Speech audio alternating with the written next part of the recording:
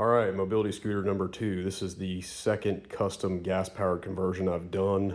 You saw the video on the first one where I did a walkthrough and there's some action shots, but I haven't gotten a lot of media on this yet. There's a whole build list of this unit on Single Cylinder Custom, so if you want to see some more pictures and video, go check it out on my Facebook page on there. Once again, that's Single Cylinder Customs, but here it is. Figured I'd do a walkthrough video today. Fighting a sinus infection, so I figured it'd be the perfect time to do it since I really can't get outside and do much. I promise I'll get you guys a riding video as soon as I have somebody to record me. But we'll start off with the basics. This frame is a 2005 Pride Go-Go four-wheeled mobility scooter. I bought a couple years ago. I finally got around to doing it. I finished it up this past winter. And it's been really hot here in Northwest Florida lately, so I kind of haven't really been doing a lot of fab work. I've been doing a lot of other stuff. It's just been too ungodly hot in the shop. But we're going to get back into it here in a couple months when the fall rolls around. So we'll start with the rear, I guess, and work our way up from there.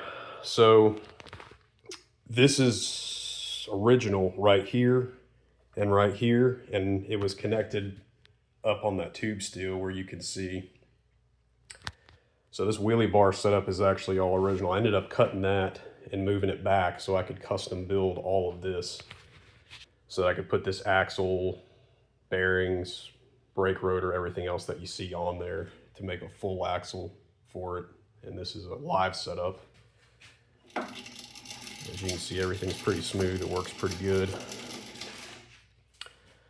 So after cutting that up, I bought a set of 3/4 inch bearings, as you can see. And then I bought an axle on BMI carts. It's a 3/4 inch drive axle that's fully keyed. It's very convenient. You can buy those online. I think it was like 40 bucks. Cut it down to size, drilled and tapped the ends, and kind of made that first so I could start mocking up the frame. This is all tube steel. So basically from where my finger is all the way up is all custom fab. You can see these two pieces running up. Those are custom fab as well. Same thing with the other side. That way you'll kind of know where to build from. But I started from the axle first and worked my way up, so I know how to true it up, make sure everything was squared up with the frame. That was probably the hardest part, getting everything squared up, but it worked out pretty good. We are running 64 tooth, I believe. I think that's what it is, 64 or 65. It's a Blackmagic sprocket. You can get them on DDM. We'll start with the hub, I guess. That's a custom hub setup that I did. You pick those up at Tractor Supply. It's a 3/4 inch inner diameter. I forgot what the outer diameter is, but you want to make sure you get something that's wide enough so you can bolt the face of that sprocket to it. I machined a lip on the face of this hub right here so that the sprocket would sit nice and true whenever I drilled these holes on the press. It worked out pretty good. Nice thing about this setup is it's fully serviceable, so you could take that off if you wanted to put change your gearing up, do whatever you want to do with it. Originally this unit had 1164 gearing and it had a stock 460 clutch, and it was really fast. It ran about 53, but the low end was terrible. So I ended up swapping it back down to 964, which is much better. So anyway, we'll move on to the brakes. That's an Avid BB7 mechanical caliper. It works like a charm. It's reliable. It's nice and adjustable, as you can see on each end. They're great calipers for doing these custom builds. They don't take up a lot of space. That's just some custom metal mount that I made out of some scrap that's welded to the frame, as you can see down there. That is a Pocket Bike brake rotor that I basically did the same setup as the sprocket. Machined a lip on there on the face of it, faced it on the lathe, and then just used the existing 3 holes to mount it to the hub itself. So you can take it off and add a new rotor when that one gets warped or gets worn out. So it works very well. Ended up using the factory wheels because it looks more authentic. And what I did with the axle is, once I knew the length that I needed, I cut it on the chop saw and then faced the end of it. Then I drilled and tapped some holes in the end, and there's a grade 8 bolt in there with a lock washer and a flat washer, and also used some Loctite. And these wheels are already keyed from the factory. There's a spacer in between the wheel and the bearing, keep it from hitting the frame. It works out really good. So That's how it slips on there, and then that screw just holds it on, so it works really good. So pretty basic, a lot of machine work involved with it, but it's not super complex, as you can see. The bearings you can pick up on Amazon, I think they were like 20 bucks, maybe not even that expensive. And the mounting bolts I use for them are for a jack plate off of a boat. They're got lock nuts on them, and they're stainless, so they work really good. They're really heavy duty, and they're cheap as well. I think I picked up that set. I think it was like 15 bucks. Come with all the washers and everything. So they work really good. We'll work our way up to the fuel tank. It's a custom mount that I made that's welded. That bracket's welded to the existing frame, and then this bracket right here is bolted to that bracket. So if you ever want to service it, or in the future add a bigger tank, you could. This is just a 1.5 liter GoPed tank with the DDM cap and breather, and of course the cover. Kind of went all out performance with this one. It wasn't really a sleeper like the other one was. That's why I sticker bombed it and made it look the way it did. So it turned out nice.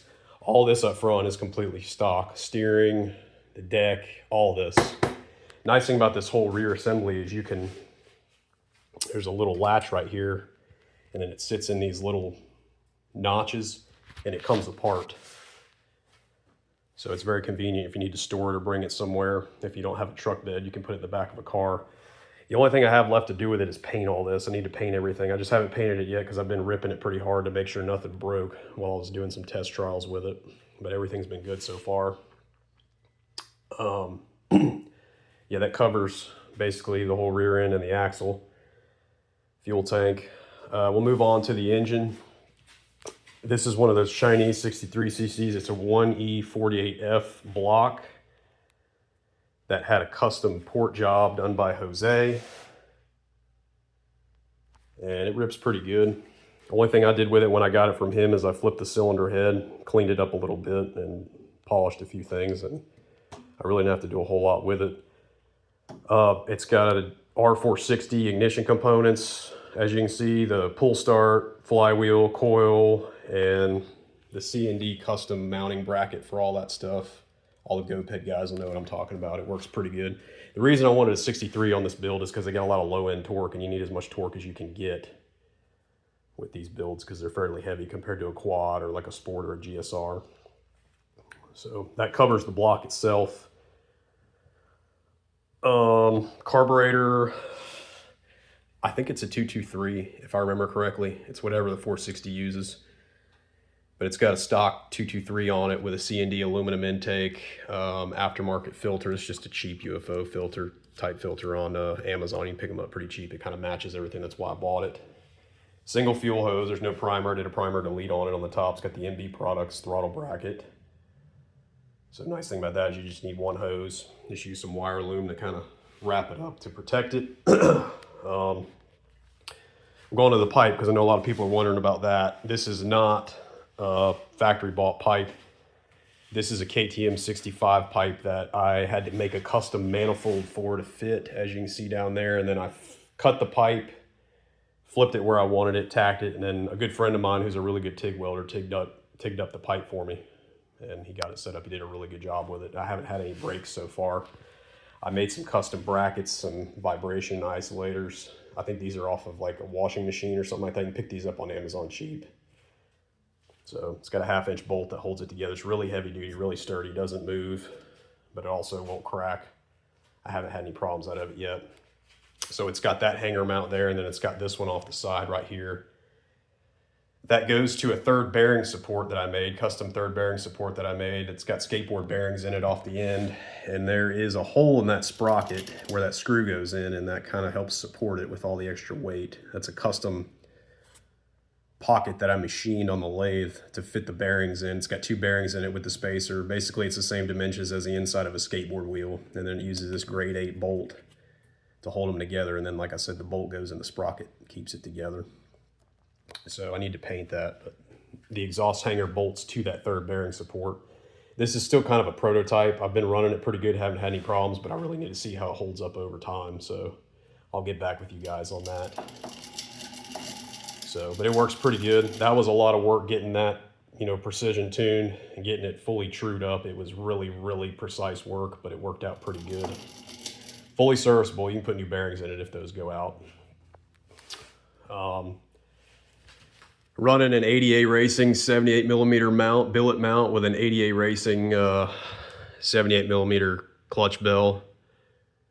And those are some custom mounts that I made on the frame where that bolts up. As you can see, it's got the adjuster on the backside too, so you can adjust your chain tension just as you would with you know, a regular GSR or quad or something like that. I didn't end up using the U-bolts on that because there was a lot of clearance issues right here on the seat post, so you got to have two separate bolts to get it out and make it work. But these are two grade 8 bolts that work really good.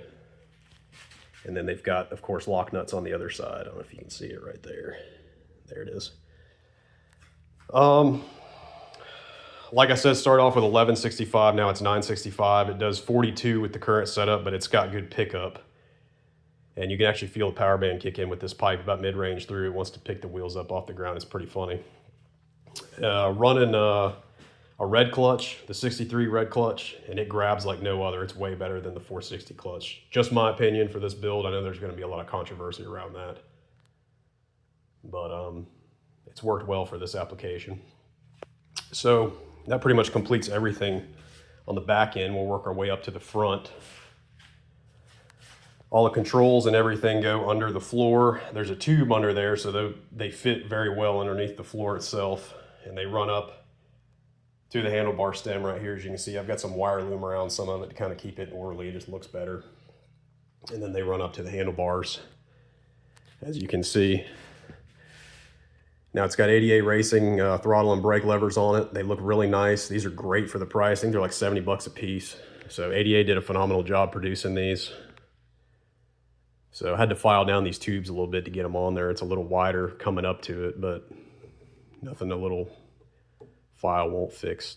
These are just bicycle brake grips. You can get them on Amazon. They're dirt cheap. I cut them to length to fit and then just slipped them on there. They work really good.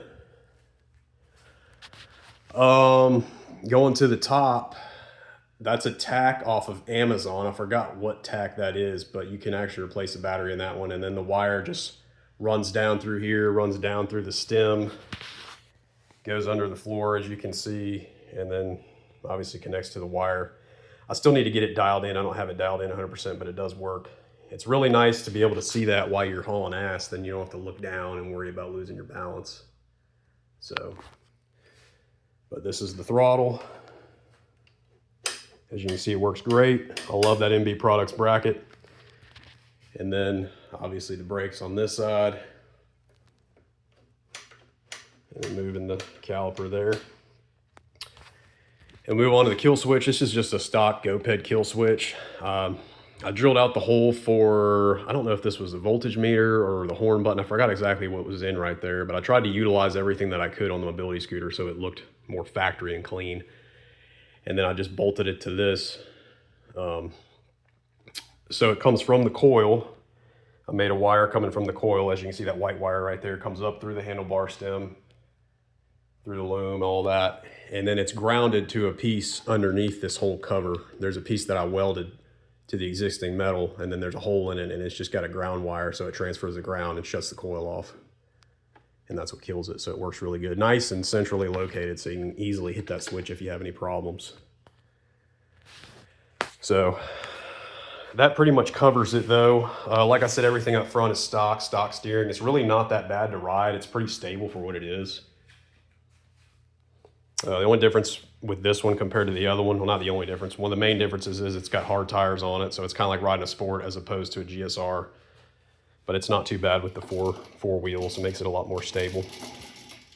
So, but yeah, that pretty much covers it. If you guys have any more questions, hit me up. I'll get a riding video as soon as I get somebody to record me, and as soon as I get over this damn sinus infection, get outside and go rip it, and we'll get a flyby of it. But yeah, that's basically it. I appreciate you guys following along, and we'll get some more content for you as soon as I get some more time. See you guys.